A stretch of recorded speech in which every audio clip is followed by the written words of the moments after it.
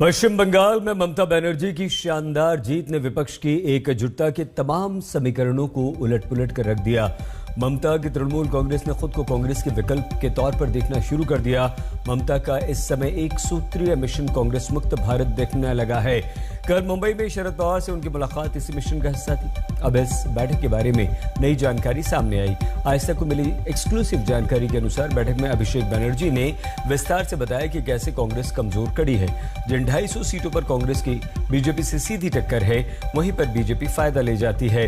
ममता ने बैठक में ये साफ तौर पर कहा कि राहुल के बारे में कि वो विदेश में बैठकर यहां के बारे में राजनीति करते हैं। ममता ने सुझाव दिया कि यूपीए को भंग किया जाए, एनसीपी टीएमसी मिलकर काम करें। कांग्रेस कमजोर है, वहां पर नेतृत्व के सवाल पर ममता ने पवार से कहा कि आप मार्गदर्शन कीजिए कि कैसे काम करना है।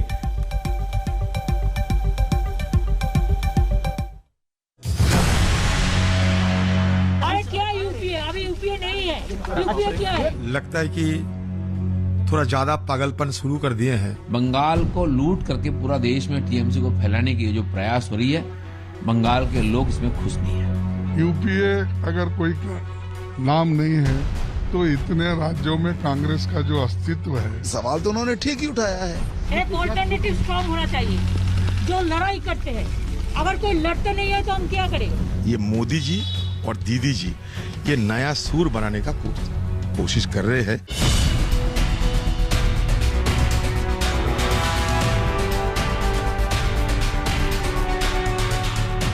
मुंबई के मौसम की तरह ही विपक्ष की राजनीति का मिजाज बदला।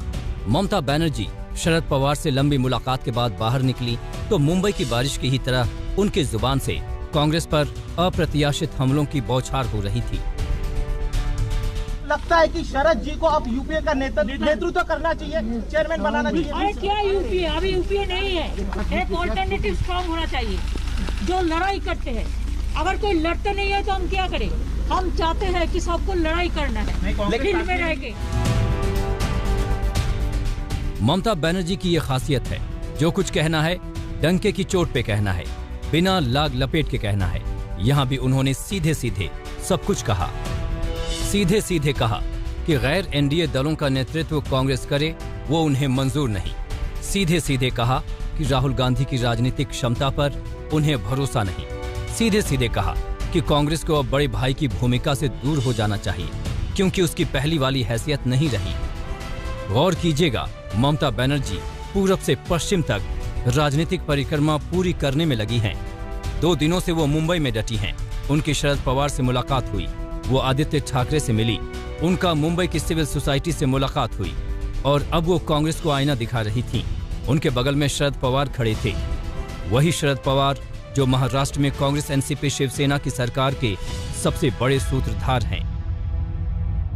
सीधी बात है, आज वेस्ट बंगाल में ममता जी की जो जीत हुई वो फील्ड और लेवल पर काम करने वाले लाखों तृणमूल कांग्रेस के जो साथी है उनकी मेहनत से वो वहाँ की जीत हो गई और जिससे उनका पर्सनल जो एक्सपीरियंस है वो उन्होंने किया। ममता की इस वक्त की राजनीति खुली किताब की तरह है। उनके इरादे साफ साफ नजर आ रहे हैं। कल तक जो जगह कांग्रेस की थी वहां ममता बनर्जी खुद को खड़ी देख रही हैं। पिछली बार कोलकाता से दिल्ली आई तो सोनिया गांधी से शिष्टाचार मुलाकात हुई। इस बार दिल्ली आना हुआ तो कांग्रेस से दूरियां दिख रही थी। शीत सत्र पर कांग्रेस ने विपक्षी दलों की बैठक बुलाई। टीएमसी को शामिल होना गवारा नहीं हुआ। कांग्रेस के साथ किसी भी किस्म की साझा रणनीति तृणमूल कांग्रेस को मंजूर नहीं। सोनिया राहुल से इस बार न ममता बनर्जी की बात हुई न मुलाकात हुई। वो खड़ी भी दिखी तो शरद पवार और आदित्य ठाकरे के साथ, जिनसे कांग्रेस की बौखलाहट 7वें आसमान पर है। यूपीए क्या है ये ममता बनर्जी को पता नहीं है, क्या पता नहीं। मुझे लगता है कि थोड़ा ज्यादा पागलपन शुरू कर दिए हैं। उनको लगा कि सारे हिंदुस्तान ममता बनता करना शुरू कर दिए हैं, लेकिन हिंदुस्तान के मतलब बंगाल नहीं है, बंगाल के मतलब हिंदुस्तान नहीं। ये साजिश आज के नहीं बल्कि पुराने साजिश है और आज उसके ताकत और बढ़ गए हैं, इसलिए उनके पीछे मोदी जी खड़ा बैठे हैं।